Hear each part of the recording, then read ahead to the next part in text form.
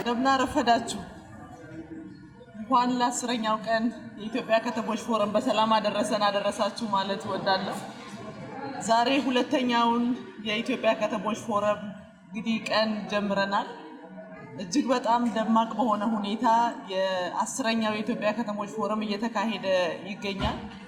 የዘንድሮ ፎረም ለየት የሚያደርገው እንግዲህ መላው የኢትዮጵያ ከተሞች ሀገራችን ኢትዮጵያም ጨምሮ በከፍተኛ መንሰራራት ውስጥ በከፍተኛ እድገት ውስጥ ባሉበት በተለይ ደግሞ ከተሞቻችን መንግስት እና እንዲሁም ደግሞ ፓርቲው በሰጣቸው ትኩረት ከተሞቻችን ቀደም ብለው የድህነት፣ የመልካም አስተዳደር ችግር፣ የስራ አጥነት ማሳያ እና የተጎሳቆሉ የነበሩ ከተሞቻችን ዛሬ ላይ ከተሞች ማለት የእድገት መሪነት ሚናቸውን መጫወት እንዲችሉና እንዳውም ከተማ ማለት ለሁሉ ለፈጠራም ለፍጥነትም ለእውቀት ሽግግርም መነሻ ብቻም ሳይሆን ከተሞቻችን የብልጽግና ማሳያ ማዕከል እናደርጋቸዋለን ተብሎ ከተቀመጠው አግባብ ዛሬ ላይ እውነትም ብልጽግና ማለት ምን ማለት እንደሆነ ማሳያዎቻችን ከተሞቻችን እየሆኑ ያሉበትን መንገድ ማየት እንችላለን እና ይሄ አጠቃላይ ነባራዊ ሁኔታ ለየት ያደርገዋል ማለት ነው። እንግዲህ ከተማችን በተለይ የኮሪደር ልማት ላይ ብቻ የጀመርነው በአዲስ አበባ ከተማ የጀመርነው የኮሪደር ልማት አብነት ሊሆን የሚችል ለሌሎች አይደለም ለኢትዮጵያ ለአፍሪካም ሀገርም ምናልባትም ለዓለም ምሳሌ ሊሆን የሚችል በከፍተኛ ጥራት፣ በከፍተኛ ፍጥነት፣ በከፍተኛ ትጋት እንግዲህ የተቀመጠውን ሀሳብ በተለይ የክቡር ጠቅላይ ሚኒስትራችንን ኢኒሼቲቭ ተከትለው መስራት የተቻለበትና ዛሬ ላይ ከፍተኛ ለውጥ ማምጣት የተቻለበትን ማየት እንችላለን። እሱን ተከትለን በአንድ ከተማ ላይ ብቻ የሚሰሩ ልማቶች ብቻ አይደሉም የብልጽግና ማረጋገጥን የሚያሳዩት። በመሆኑም ዛሬ ላይ በአዲስ አበባ ጀምረን ወደ 73 የኢትዮጵያ ከተሞች የኮሪደር ልማት ስራን በማቀጣጠል ላይ ይገኛሉ። ይሄ ማለት የዜጋውን ምቹነት ሰው ተኮር ፓርቲ የምንለውም በተጨባጭ በከተሞቻችን በምንሰራቸው ስራዎች ያሳየንበት የሚሰሩ የሚዘረጉ መሰረተ ልማቶች በሙሉ ለሰው ምቹ ነው አይደለም፣ ለዜጋ ምቹ ነው አይደለም፣ ከአካባቢው ጋር የታረቀ ነው አይደለም የሚለውን በስፋት ማየት የምንችልበት ነውና እንግዲህ ከኮሪደር ልማት አኳያ አጠቃላይ እየተነቃቃ ያለው የከተማ ልማት የኢንዱስትሪ መነቃቃትን በከፍተኛ ደረጃ ማሳደግ የቻልንበትን ማየት እንችላለን። እያንዳንዱ በኮሪደር ልማት ላይ የምንሰራቸው መሰረተ ልማቶች ግብአቶችንም ጭምር ሎካሊ መመረት የሚቻልበትን ሁኔታ ማየት እንችላለን። ይሄ በከፍተኛ ደረጃ የስራ አጥ ቁጥርን በመቀነስ አዳዲስ የስራ እድልን በመፍጠር ከፍተኛ ትጋት እየተደረገ እያየን ያለንበት ነው። በሌላ በኩል 30-30-40 የምንለው የከተማ ፕላን አለ። ይሄ ፕላን ከለውጥ መንግስት በፊትም የነበረ ፕላን እንግዲህ ፕላን ማለት የከተማ ህይወት ነው። የከተማ ህገ መንግስት የምንለው የከተሞችን ፕላን ነው። የከተሞች ፕላን በስታንዳርድ ደረጃ ነበሩ፣ ግን ያንን ወስዶ መተግበር ባለመቻላችን ምክንያት እጅግ ክራይሲስ የነበረ ከተሞች እንግዲህ በጥግግት ሰዎች የሚኖሩበት በስታንዳርድ በፕላን መቀመጥ የሚገባቸው አጠቃላይ መሰረተ ልማቶች መቀመጥ ሲችሉ ብቻ ነው ከተማ ሊሆን የሚችለው። ያ ሳይሆን ቀርቶ ምንም እንኳን የተጻፈ ፕላን የነበረ ቢሆንም ተግባራዊ መሆን የቻለው ግን አሁን ከለውጡ መንግስት ወዲህ ነው። ይሄ ማለት እጅግ የሚያስደምሙ ስራዎች መስራት የቻልንበት ከተማ ማለት የኮንክሪት ግንባታ ብቻ ሳይሆን ለሰው ልጆች አስፈላጊ የሚባሉ መሰረተ ልማቶች በሙሉ መገኘት ያለበት ለሰው ቀላል ህይወት ኢዚ ሰዎች መኖር የሚችሉበትን ሁኔታ መፍጠር የሚቻልበት በመሆኑ እንግዲህ ዛሬ ላይ ፕላኖቻችን ቀደም ብለው ለባለሙያ ብቻ ተሰጥተው የነበሩ የከተማ ፕላን ስታንዳርድ ዛሬ ላይ አመራሩ በትኩረት መስራት ስለቻለ ትልቅ ምርታ ማምጣት የቻልንበትን ማየት እንችላለን። ይሄ ፕላን መጠበቅ ባለመቻላቸው ምክንያት ነው ዛሬ ላይ እንግዲህ ብዙ የሚፈርሱ መሰረተ ልማቶችን የምናየው። ሴት ባክ ስታንዳርድ አለ። በዛ ስታንዳርድ መሰረት ሰዎች እንግዲህ እንደምናውቀው መሬት ላይ ከፍተኛ ፍላጎት ያለ በመሆኑ በስታንዳርድ መሰረት መሰራት ያለበት ከመንገድ ርቀት በዚህ ያህል ሜትር ነው ከተባለ ሰው በተቻለ መጠን ወደፊት የመቅረቡን ጉዳይ እንግዲህ ሁላችንም የምናውቀው ነው ማለት ነው። አሁን እሱን ለማስተካከል በፕላን እንዲሰሩ ከማድረግ አኳያ ወደ ኋላ ሰዎች ተመልሰው ሴት ባካቸውን እያስተካከሉ ነው። ዛሬ ላይ ምናልባት ብናፈርሰው ጉዳይ ኮስት ኢንከር ሊያደርግ ይችላል።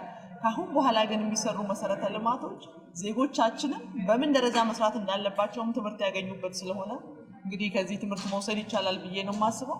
እንግዲህ አረንጓዴ መሰረተ ልማት የምንለው ደግሞ በተለይ የአረንጓዴ መርሃ ግብር አረንጓዴ አሻራ ጋር በሚያያዝ ሰፊ ስራ በከተሞቻችንም አዲስ የመነቃቃት አዲስ ባህል በከተሞቻችን እየተገነቡ እንደሆነ ማየት እንችላለን። እንግዲህ ከተማ ሲባል በፊት የነበረውን አረንጓዴ መሰረተ ልማትንም በማጥፋት ዛፎች ካሉ በመቁረጥና በጣም ጥቂት ትርጉም ብቻ ይሰጠው የነበረው የከተማ አካባቢ ዛሬ ላይ የግሪን የአረንጓዴ አሻራ መርሃ ግብር ለከተሞቻችን አዳዲስ የስራ እድል የፈጠረበትንና ባህል የሆነበትን ማየት እንችላለን ማለት ነው። ይሄ በቀጥታ ከከተማ ግብርና ጋር ይያያዛል። ፐብሊክ ስፔሶች እንዲፈጠሩ የተደረገበት ከተሞች በፍትሃዊነት ለዜጎቻቸው ባላቸው አቅም አገልግሎት መስጠት የጀመሩበትን ማየት የምንችል እንደሆነ ማየት ይቻላል። ከተማ ማለት እንግዲህ ራሱን ችሎ በራሱ ገቢ መተዳደር ያለበት ኢንቲቲ እንደመሆኑ መጠን ዜጋው የሚጠይቀውን የመሰረተ ልማት ጥያቄ ማሟላት የሚገባቸው በብድር ወይንም ከሌላ ተቋም ወይ ደግሞ ከሌላ ፎሪነር በሚመጣ ብድር ሳይሆን ራሳቸው በሚያመነጩት ኢኮኖሚም ጭምር መሆን ያለበት ስለሆነ አሁን ላይ ያለው አጠቃላይ የከተሞቻችን እንቅስቃሴ ከተሞች ራሳቸውን እንዲችሉ ገቢዎቻቸው እንዲያድግ ባደገው ገቢ ደግሞ ተጨማሪ መሰረተ ልማት ለከተማ ነዋሪው መሰራት እንዲችል ትልቅ ስራ እየተሰራ መሆኑን ማየት ይቻላል። ይሄ ማለት እንግዲህ የሚሰራው ስራ ለከተማ ገቢ ትልቅ ስራ አለው። ኦፍ ኮርስ ትክክል ነው። ለከተማ አስተዳደር ለመንግስት ብቻ ሳይሆን ደግሞ ለከተማ ነዋሪውም ተጨማሪ አዳዲስ ኢኮኖሚ እየተፈጠረ አዳዲስ ገቢ እያገኙ ያሉበትን መንገድ ማየት እንችላለን። ይሄ በአንድ ወቅት ብቻ ተፈጥሮ የሚቀር የስራ እድል ፈጠራ ሳይሆን በቀጣይነትም አዳዲስ ኢኮኖሚዎች እየተፈጠሩ በጣም ዝግ የነበሩ ዴድ ስፔስ የነበሩ አንደኛ መንገድ ላይ ሁለተኛ መንገድ ላይ ያሉ ቦታዎች እንግዲህ ወደ ኋላ እየተጠጉ ከፊት አዳዲስ ሱቆች አዳዲስ የኢንዱስትሪ አካባቢዎች አዳዲስ የአገልግሎት አሰጣጥ አካባቢዎች እየተፈጠረ ባለበት ልክ አዳዲስ ኢኮኖሚዎች እና ወደ እድገት ኢንጀክት እያደረጉ እንደሆነ ማየት የሚቻልበት ነው የሚሆነው። ይሄ እንግዲህ ቀደም ተብሎ ይታይ የነበረው ከተሞች ገጠርን አሳድገን ግብርናው ካደገ በኋላ ነው ከተማው የሚያድገው የሚለውን አመለካከት በመስበር ዛሬ ላይ ከተሞች ለአጠቃላይ ለሀገር እድገትም ይሁን ለሀገር ሲቪላይዜሽን ለምንለውም ትልቅ አስተዋጽኦ የሚያበረክት ስለሆነ የኢትዮጵያ ከተሞች ለአጠቃላይ ለጂዲፒው ከ55% በላይ እንግዲህ ኮንትሪቢዩት እያደረጉ ይገኛሉ። ከተማ ላይ ኢንቨስት ማድረግ መልሶ የሀገርን እድገት ከማረጋገጥ አኳያ የራሱ ትልቅ አስተዋጽኦ ያለው ስለሆነ እንግዲህ የ10ኛውን የኢትዮጵያ ከተሞች ፎረም እያዘጋጀን ያለ ነው በዚህ አጠቃላይ ሁኔታ ላይ በመሆኑ ይህን ከግምት ውስጥ በማስገባት ዛሬ እንግዲህ ለሁለተኛው ጊዜ እየተካሄደ ያለው የኢትዮጵያ ከተሞች ፎረም እንግዲህ ምናልባት ከ150 ከተሞች ይሳተፋሉ ብለን ነው በቅድ ይዘን የነበረው። ከዛ ውስጥ ወደ 143 ከተሞች ሬጂስተር አድርገው መጥተዋል። ከእያንዳንዱ ከተሞች እንዲሁም የተገኙ ኤግዚቢተሮች አሉ። እሱ በአጠቃላይ ወደ 7000 የሚሆን ኤግዚቢተር እንግዲህ ከሰመራ ከተማ ውጭ ያሉ አሉ። ከሰመራና እንዲሁም ሎጊያ በአካባቢው ማህበረሰብ ደግሞ እንግዲህ አይ ቲንክ የሚዲያ አካላት ሄዳችሁ ያያችሁ ይመስለኛል። ከተሞች በከፍተኛ ደረጃ የመነቃቃት መንፈስ ውስጥ ያሉ መሆኑን መወዳደር የሚችሉበት መተባበር የሚችሉበት ትላልቅ ፕላትፎርሞች የተገኘበት መሆኑን አንዱ ከተማ ያለው የራሱ የማደግ ጸጋ የተለየ ባህሪም ጭምር አንዱ ከተማ ጋር ሲኬድ ተገብቶ ዩኒክ ነገር የሚታይበት ይሄ ደግሞ ምናልባት ከከተሞች ውጭ ይላሉ ማህበረሰብ ምን አይነት የኢንቨስትመንት አማራጭ ያለበት መሆኑንና ከተማው ከየት ወዴት እየሄደ ነው የከተማውን እድገት በአጠቃላይ ማየት የሚቻልበት ሁኔታ ማየት እንችላለን። እንግዲህ በጣም በደመቀ በጣም በሞቀ በጣም እጅግ በሚያሳሳ መንገድ ኤግዚቢሽንም በዚሁ ደረጃ እየተካሄደ ይገኛል። ከፍተኛ መነቃቃት ከተሞች መካከል እየተፈጠረ መሆኑንና እንግዲህ ትልቅ ስንቅ እያየንበት ያለንበት አንዱ ከኤግዚቢሽን ፓርት አኳያ ያለውን ነገር ለማንሳት ነው። በሁለተኛ ደረጃ ደግሞ ከተሞች እንዲፎካከሩ እንዲወዳደሩ እንዲተባበሩም ጭምር ፕላትፎርም አዘጋጅተናል። እሱ እንደተጠበቀ ሆኖ ሌላ ደግሞ ከጎን ለጎን ደግሞ የፓነል ዲስከሽኖች በከፍተኛ ደረጃ እየተካሄደ ይገኛል። አሁን በዚህ ደቂቃ ራሱ 3 አዳራሽ ላይ የተለያየ የፖሊሲ ዶክመንቶች ተዘጋጅተው ለከተማ ለሚመሩ የከተማ አመራር አካላት እንዲሁም ደግሞ ሌሎች መንግስታዊና መንግስታዊ ያልሆኑ ተቋማት አዋቂዎች ቀደም ብለው የነበሩ ፎርመር ሚኒስትሮች አሁንም አክቲቭሊ ስራ ላይ ያሉ ሰዎች ከተማ ዘርፍ ላይ የሚሰማራ የትኛውን ፕራይቬትም መንግስታዊ እንዲሁም ደግሞ ከመንግስት ተቋማት ውጭ ያሉትም እንዲሁ እየተሳተፉ ይገኛሉ ማለት ነው። ከዚህ በዋናነት የምናገኘው ምንድነው? ምናልባት ዘርፍ ላይ የምንሰራ ሰዎች ማናያቸውን ህጸጾች ማናያቸው ጉዳዮች በሌላ ዘርፍ ሊታይ እንደሚችልና ከዛ ከምናገኛቸው ሐሳቦች ከጊዜ ወደ ጊዜ የፖሊሲዎቻችን የስትራቴጂዎቻችን አካል እያደረግናቸው ከጊዜ ወደ ጊዜ እየቀረፍን ለመሄድ እንግዲህ የወደፊት ፕሮስፔክቲቭ እኛው ያሰብነው አለ። በሱ ላይ ደግሞ ተጨማሪ ግብዓት የምናገኝበት ነውና እንግዲህ በጣም በደመቀ ሁኔታ ሐሳቦች እየተንሸራሸሩ የሐሳብ ውጤት ደግሞ መሬት ላይ እየወሰድን ተግባራዊ እያደረግን በጣም ጥሩ ነገር የሚሆነው ደግሞ ከተማ በሐሳብ ደረጃ ብቻ ያሉ ሳይሆን የተያዙት ሐሳቦች መሬት ላይ ወርደው ማየት የሚቻልበት ፕላትፎርም ስለሆነ ራሱ ክትመት የምንለው ነገር ለሱም በጣም ጠቃሚ መረጃዎችን እየወሰድን እንግዲህ ለውጥ እያደረግን እንገኛለን። በጣም ሁላችሁም በመነቃቃት ሂደት እየተሳተፋችሁ እንደሆነ ተስፋ በማድረግ ጥሩ ከተማ ማለት ፕላን ነው። ከፕላን ውጭ የሚኖር ከተማ ኪዮስ ነው የሚባለው እንጂ ከተማ ሊሆን አይችልም ማለት ነው። እንግዲህ ቅድም ለማንሳት እንደሞከርኩት የከተሞቻችን ህገ መንግስት እኛ የምንለው ፕላን ነው። ይሄ ፕላን ማለት 30-30-40 የምንለው 30% ገደማ የሚሆነው የከተማ አካባቢ መሸፈን ያለበት በአረንጓዴ መሰረተ ልማት ነው።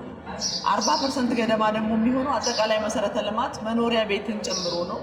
የተረፈው ደግሞ 30% ደግሞ ለሌሎች ኢንፍራስትራክቸሮች መኖር አለባቸው ነው በህጉ መሰረት። ከአሁን በፊት ይሄ ህግ ነበረ። ይሄ ህግ ግን የፖለቲካ አመራሩ ከፍተኛ አመራሩ ባለቤት መሆን ሳይችል ስለቀረ ምንም እንኳን በጽሁፍ ፕላኑ የነበረን ቢሆን ተግባራዊ ማድረግ ሳይቻል ቆይቷል።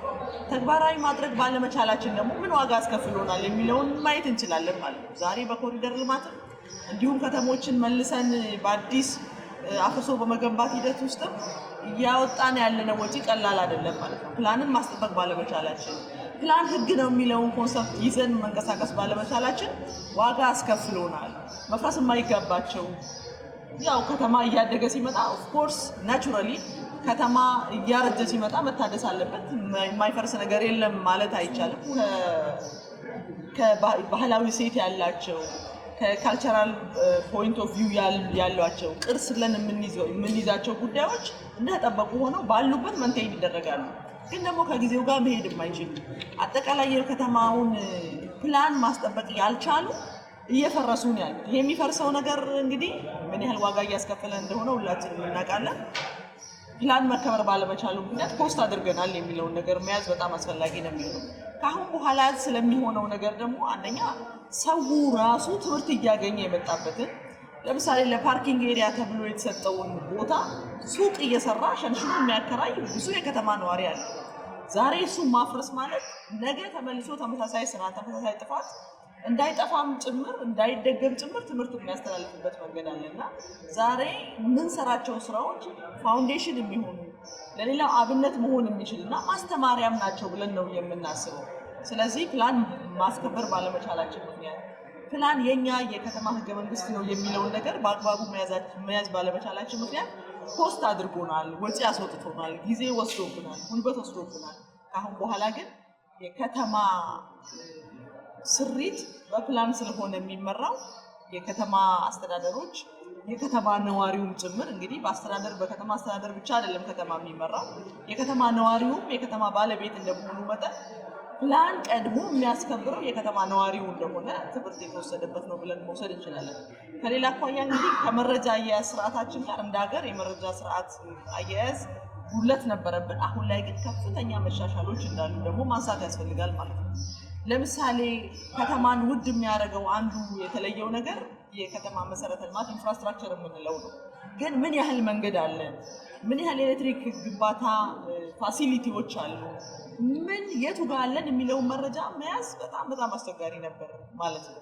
ዛሬ ላይ ግን በተለይ በኮሪደር ልማት የጀመርናቸው ስራዎች መሰረተ ልማቶች እንዲቀናጁ አንዱ ሲሰራ ሌላው መልሶ የሚያፈርስበት ሳይሆን ምን የቱ ጋር አለን፣ ብልሽት ደግሞ ሲኖር እንዴት ነው የምንጠግነው የሚለውንም ፕላትፎርም ጭምር ከእቅድ ጀምረን በቅንጅት እየሰራን ያለንበትና እሱን ዲጂታላይዝ ማድረግም መሰረተ ልማቶቻችንን ቆጥረን የምንይዝበት ስርዓት ጀምረናል ማለት ነው። ይሄ እንዳው ጅምር ነው እንኳን ባይባል የለንም የሚል ነገር የለንም፣ ጅምር አለ። ወደፊት ደግሞ ይህን አጠናክረን እንቀጥላለን። እያንዳንዱ ከተማ ላይ የሚሰሩ መሰረተ ልማቶች ውድ እንደመሆናቸው መጠን ተናበው ሰኪውር ሆኖ መቀመጥ ይጠበቅባቸዋል ማለት ነው። ለምሳሌ ከቴሌ ኢንፍራስትራክቸር አኳያ ከአሁን በፊት ይሄን ያህል ተሰርቋል፣ ይሄን ያህል ዳሜጅ ደርሶበታል የሚል ነገር አሁን ላይ አይኖርም ማለት ነው። የት መቀመጥ እንዳለበት ጭምር በፕላን እየተሰራ ያለ በአዲስ አበባ ተጨባጭ ሁኔታ እንግዲህ ከለውጥ በፊት የነበረውንና አሁን ላይ ያለውን ነገር በጣም ሰፋፊ ታጥረው ለዘመናት ሲቀመጡ የነበረበትን ሁኔታ ከለውጥ በፊት ማየት እንችላለን። ዛሬ ላይ ግን ታጥረው ለረጅም ጊዜ የሚቀመጥ ቦታ የለም። መቼም ተአምር ሊመስል በሚችል ደረጃ የሚበቅሉ ነገሮችን ነው የምናየው እና ታጥረው የሚቀመጡ ቦታ የተባለው ምናልባት ከውስጥ ግንባታ እያለ የግንባታ ብናኞች፣ ቆሻሻዎች ከተማን እንዳይወክሉ ሼድ የማድረግ ጉዳይ ካልሆነ በስተቀር ተይዞ የሚቀመጥ ቦታ የለም እዛም። ያ ማለት ግን ኢሹዎች ያሉባቸው የህግ ጉዳይ ያሉባቸው አካባቢ የይገባኛል ጥያቄ ያለባቸው መሰረታዊ ጉዳዮች በችግር ደረጃ ሊነሳ የሚችል አይደለም። ምናልባት ሊኖር ይችላል። ይሄ ጊዜያዊ ነው የሚለውን ነገር መውሰድ ይቻላል። ግን ታጥረው የሚቀመጡ የለም። እንዳው በተቃራኒው ታጥረው ሲቀመጡ የነበሩ ቦታዎች ዛሬ ላይ ለፐብሊኩ ክፍት የሆነበት ጀስቲስ የተፈጠረበት ፍትሐዊነት የተረጋገጠበት ብለን ነው የምናስበው እና ምናልባት በግለሰቦች ደረጃ ታጥረው ሲቀመጡ የነበሩ ቦታዎች ዛሬ ላይ ደግሞ ፐብሊክ ፕላዛ ሆነው አቅም ያለው የሌለው የከተማ ነዋሪ በሙሉ ጆ የሚያደርግበት አካባቢ እየተፈጠረ እንደሆነ ይህ ደግሞ የሚያሳየው ሰው ተኮር የከተማ ልማት ፖሊሲ መከተላችን የሚያሳየው አንዱ እሱ ስለሆነ እሱን ማየት በጣም ያስፈልጋል። እንዳውም በተቃራኒው ነው ያለው የሚለው ነገር ለማንሳት ነው። ሁለተኛው ከከተማ ገጠር ትስስር አኳያ ያሉትን ኢሹዎች ይመስላል የፕላን ባውንደሪ የምንለውና የአስተዳደር ባውንደሪ የምንላቸው ጉዳዮች አሉ። በከተማ አስተዳደር ላይ ሌሎች ከተሞችን ሊመለከት የሚችል በተለይ ከከተማ ፕላን ውጪ ያሉ በአስተዳደር ወሰን ያልተገኙ ግን ደግሞ ለፍሪ ራይደር ክፍት የሆኑ አካባቢዎች አሉ። እኛ እሱን ለማጥፋት አሁን ያደረግነው ምንድነው? በተለይ ህገወጥነት የሚበዛበት አካባቢ የነበሩባቸውን አካባቢ የኔ አይደለም ከተማውም የኔ አይደለም ይላል። መሀል ላይ ደግሞ ከፕላን ውጪ ዜጎች ጉልበታቸውንም ፋይናንሳቸውንም አቅማቸውንም እንዲያጠፉ የተደረገበት መንገድ በኋላ ደግሞ ለሬጉላራይዜሽን ደግሞ ስንሄድ ፕላን ለማስጠበቅ ተብሎ የሚፈርስበት አካባቢ አለ። እኛ እሱን ለማጥፋት ምንድን ያደረግነው ስትራቴጂክሊ ከተማ ሲያድግ ለራሱ ብቻ ሳይሆን ነገ ከተማ ሊሆኑ የሚችሉ የገጠር ቀበሌ አካባቢዎችንም ለፍሪ ራይደር ሳንተው ቀድመን በፕላን ዝግጁ ማድረግ አለብን የሚለው አብረው ተያይዘው ማደግ እንዲችሉና ገጠርም ከተማ መጣብኝ ብሎ መሬቱን የሚያሸሽበት የሚሰቃይበት ሳይሆን ከተማ ወደ እኔ በመምጣቱ እጠቀማለሁ ብሎ ማሰብ እንዲችል እንዲደረግ የተደረገበት መንገድን እንዳብነት ማንሳት እንችላለን።